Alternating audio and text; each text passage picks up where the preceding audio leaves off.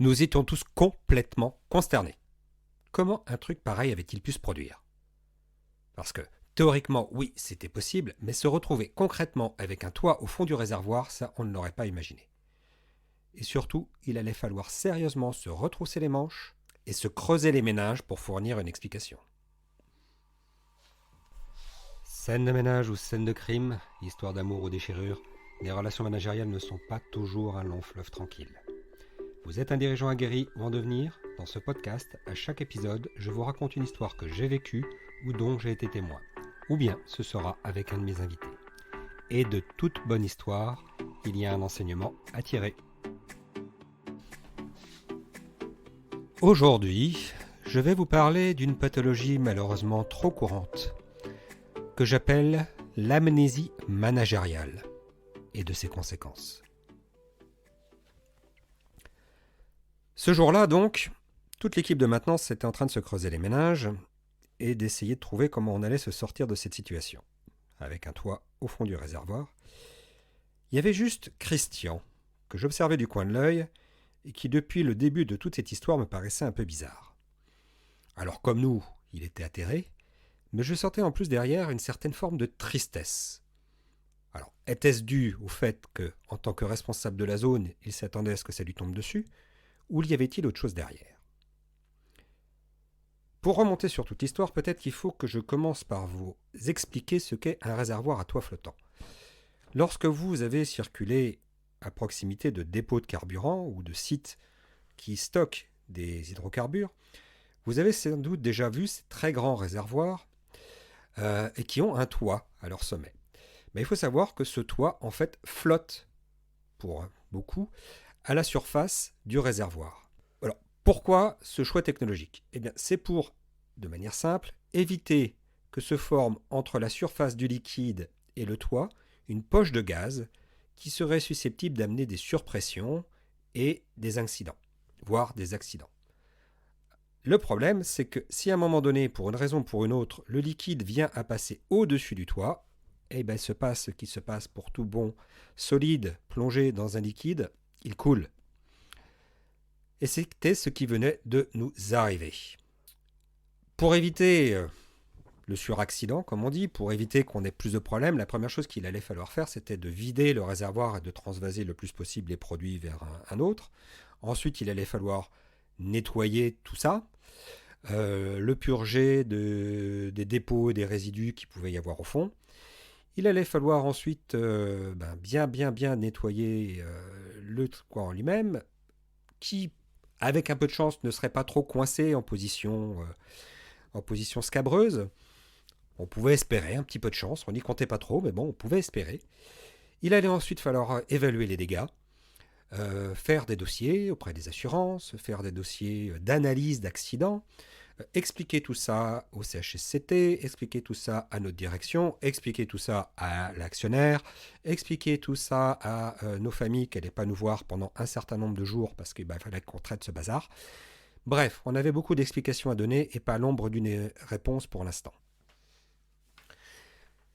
Lorsque le CHSCT a commencé à planifier de se réunir, dans les heures qui ont suivi l'accident, j'ai été assez étonné de voir que Christian, dont pourtant c'était une des zones, enfin qu'il connaissait bien en tout cas, n'était pas sollicité. Bon, ça m'a un petit peu interpellé, et donc j'ai décidé, vu qu'il ne se manifestait pas plus que ça pour donner son avis, d'aller le voir et de lui en parler directement.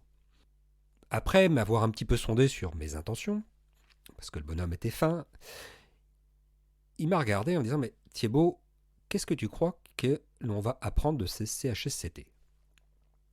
J'ai dit « Écoute, normalement on devrait apprendre les raisons pour lesquelles ce toit est tombé. » Il dit « Oui, mais ça je les connais les raisons. » Je dis « Ah bon? Tu les connais les raisons ?» Oui, il n'y avait pas besoin d'avoir fait Polytechnique, excuse-moi, c'est pas une insulte, c'est pas pour toi que je dis ça, mais il n'y a pas besoin d'avoir fait Polytechnique pour comprendre les raisons. Non, le CHSCT, il va surtout permettre de déterminer des responsabilités, de savoir si c'est un cadre ou pas un cadre, de trouver les sanctions, parce qu'il va falloir trouver un responsable. C'était très catégorique de sa part. Je lui ai dit, écoute, puisque tu la connais, ça serait bien que tu participes, et puis ça permettrait d'éclairer tout le monde. Je lui ai dit, mais les gens, ils en ont rien à faire de ça, ils veulent juste trouver des responsables. Bon, Ok, c'est ton point de vue. Mais alors, à moi, est-ce que tu peux dire, est-ce que tu peux expliquer concrètement ce qui s'est passé? À ce moment-là, il m'a regardé en coin, puis il m'a dit, tu te souviens que depuis le début de l'année, on nous demande de faire des restrictions budgétaires. Et tu te souviens de cette activité de balayage de feuilles que l'on a discuté il y a quelques mois? L'activité de balayage de feuilles. Oui, il me semble que c'est un sujet qu'on a vaguement abordé. Vaguement abordé, mais regarde un petit peu plus. Tu verras qu'il a été décidé de ne faire plus qu'un balayage en toute fin de saison pour ôter les feuilles et de plus faire de balayage intermédiaire. Parce que ce balayeur, apparemment, il coûtait un petit peu cher. Tu vois, il fallait racler. On a gagné quelques milliers d'euros. Tu crois que c'est les quelques feuilles qui n'ont pas été balayées qui font que le toit est au fond du réservoir? Oui, oui, oui, parce que le balayeur, il n'est pas juste là pour faire joli. Alors tout le monde l'a un petit peu oublié. J'ai essayé de le rappeler quand on m'a posé la question, mais on n'a pas voulu m'écouter. Mais il n'est pas juste là pour ramasser quelques feuilles qui, ma foi, finiraient bien par pourrir toutes seules sur le bitume si on s'en occupait pas. Et c'est pas pour le risque de glisse dessus qu'on les balaye. Non, c'est parce que ces feuilles, si personne ne les enlève, à un moment donné, elles volent sur le toit et vont notamment obstruer les évents. Donc je commençais à comprendre dans mon petit cerveau éteint ce qui avait effectivement pu se passer quand Christian enfonça le clou. Donc comme on n'a pas balayé, j'ai fort à parier qu'on va trouver un agglomérat de feuilles bien collées en plus par le côté un petit peu visqueux de ce que l'on peut trouver sur le toit, au-dessus de la grille des vents, de l'une ou des deux, et que donc l'évacuation des gaz s'étant mal faite, à un moment donné, il y a une surpression qui fait que le toit s'est mis en travers et que le liquide a pu passer un petit peu par-dessus. Et que ensuite, est arrivé ce que tu sais, le toit a coulé. Son explication était limpide. Et sans triomphalisme aucun, elle a été confirmée par l'analyse du CHSCT. Cet épisode, et je ne reviendrai pas sur les conséquences que ça a pu avoir, mais bon, heureusement pour nous, il n'y a pas eu une inflammation. Heureusement pour nous, ça n'était qu'un presque accident et non pas un accident. Mais il y a quand même eu quelque part une situation de danger pour un certain nombre de personnel. Mais cette situation aurait pu simplement être évitée si on avait daigné écouter la personne qui avait la mémoire des choses, la personne qui savait pourquoi il avait été décidé de balayer cette zone 3, 4 fois dans l'année et pas juste à la fin de la saison de la chute des feuilles. C'est malheureusement une situation assez emblématique, assez caractéristique de ce que j'appelle l'amnésie managériale. Cette situation est notamment souvent amplifiée lorsqu'on a un nouveau manager qui arrive. Quand on a un manager qui veut faire table rase du passé, qui veut se démarquer de son prédécesseur et qui décide que ce qu'il a fait auparavant, c'était pas bien, ou en tout cas pas assez bien pour lui. Et donc, il va prendre un certain nombre de décisions, parfois à l'emporte-pièce, sans écouter surtout ceux qui étaient là en place avant, puisque comme ils n'ont pas fait comme lui aurait fait, forcément ils n'ont pas le droit au chapitre. Et on en arrive à faire de belles bêtises.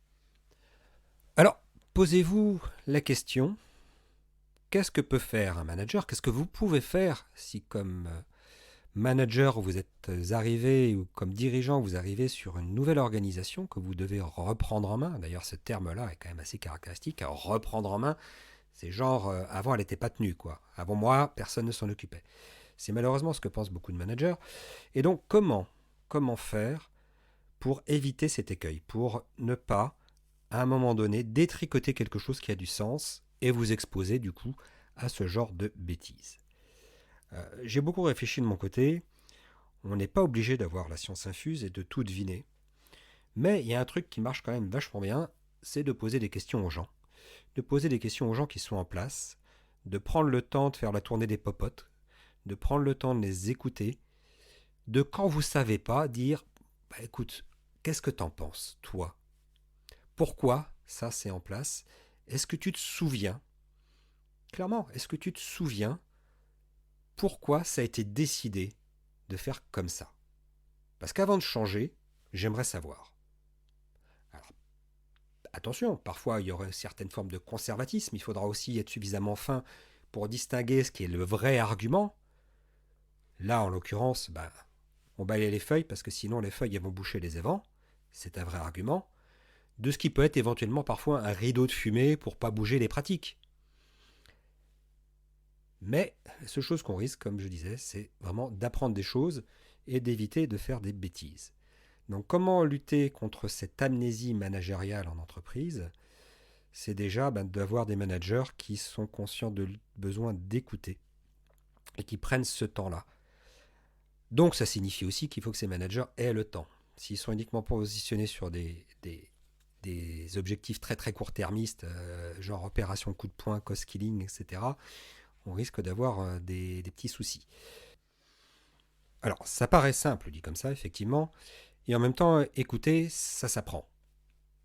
Ça s'apprend parce qu'on n'a pas été formé à ça. On a même été déformé à ne pas écouter. Surtout quand on est comme moi ingénieur et qu'on vous a dit vous êtes ingénieur, donc vous raisonnez, donc vous avez raison. Apprendre à écouter, ça veut dire apprendre aussi à envisager la possibilité que ce qu'on pense n'est pas la vérité absolue.